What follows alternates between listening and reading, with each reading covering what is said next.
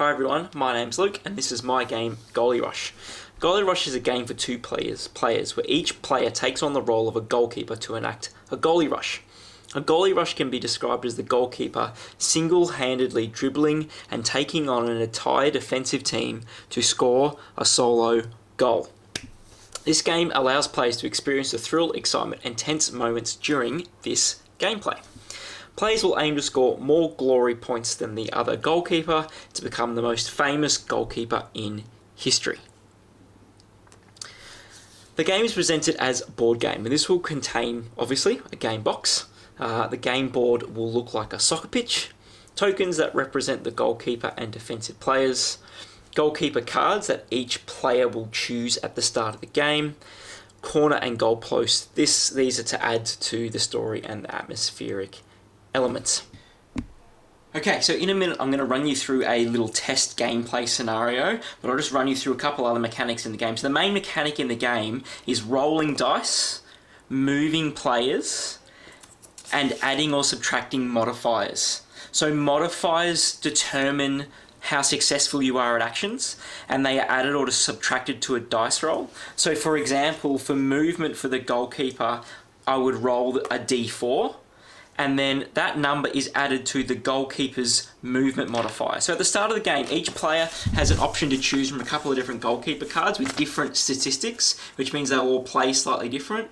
So this picture here is shooting, so this is how accurate you are. Your defense, if you're defending a goal, how far you can move, and how good you are at avoiding tackles. Now, as the goalkeeper making the rush down the field, for all other actions besides movement, movement's determined by a d4, whereas the other actions, which is shooting, tackling and defense, you will roll a d6. So the red dice is for the attacking goalkeeper and the blue dice is for the defending team.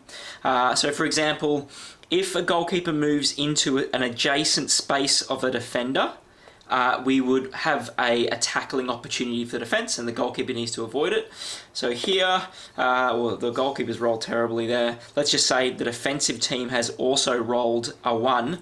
We would go to the goalkeeper's card and check how good they are at avoiding tackles here, and we can see that 1 plus 2 equals 3. The goalkeeper is successful at avoiding that tackle.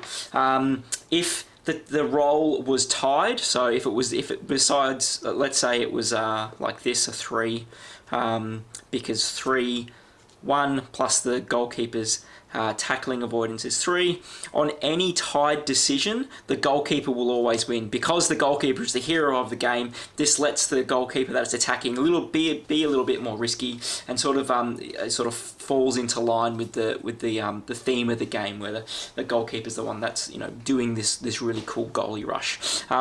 The only time where a tie decision doesn't count is if the goalkeeper moves into the space of a defender, which means they're taking on the defender, and if there was a tie decision there, it would go to the defensive team. Now the game board is split up into what are called zones, which run horizontally, and lanes, which run vertically, and these determine, there are modifiers here which determine how successful the attacking goalkeeper is at shooting on goal. There's also modifiers down here that makes it harder to get past the defensive players, because the defensive players get some modifiers. So, with that explained, I will give you a small, just a single playthrough from a goalkeeper from one end to the other. A round is set up through the defensive player positioning their defensive team on the game board. You're only allowed to have 2 per lane, per zone. So, for example, we might have this sort of scenario going on here. I'll pop these back over here. So, and we'll use P to check for the example of this goalkeeper. I'll pop this down here so everyone can see it.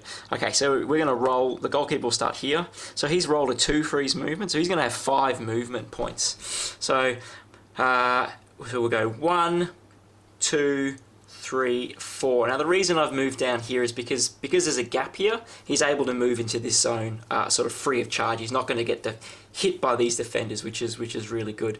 But then he's going to move up on his last turn, last movement, and he's going to try and avoid a tackle from this defender. So we're going to roll the dice. He's rolled a 1. He's rolled a 3. However, Peter Cech's tackling is 2, so that's 3. That is contested, which means that the attacking goalkeeper will win tied rolls. So that defender's out of the game, and that is the end of the goalkeeper's first turn.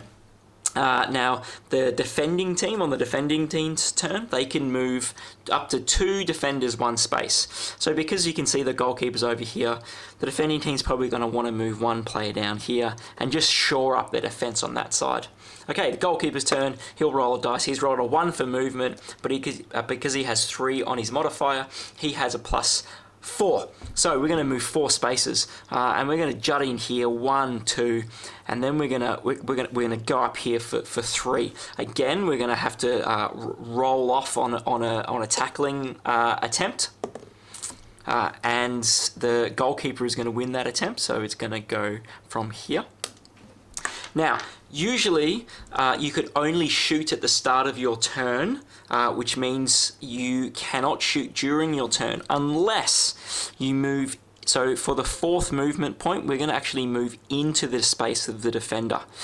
Now, what this does is it means a tackling event will ensue, but because the goalkeeper is actually taking on the defender will have the advantage on a tied roll. So let's have a go at this. If the defending team wins and there is a turnover, they will have an opportunity to shoot. However, if the goalkeeper wins the tackle, then they will have an opportunity to shoot on their turn. So let's roll off. So we can see here there's a resounding victory for the goalkeeper, even with the +1 defense for the defensive team.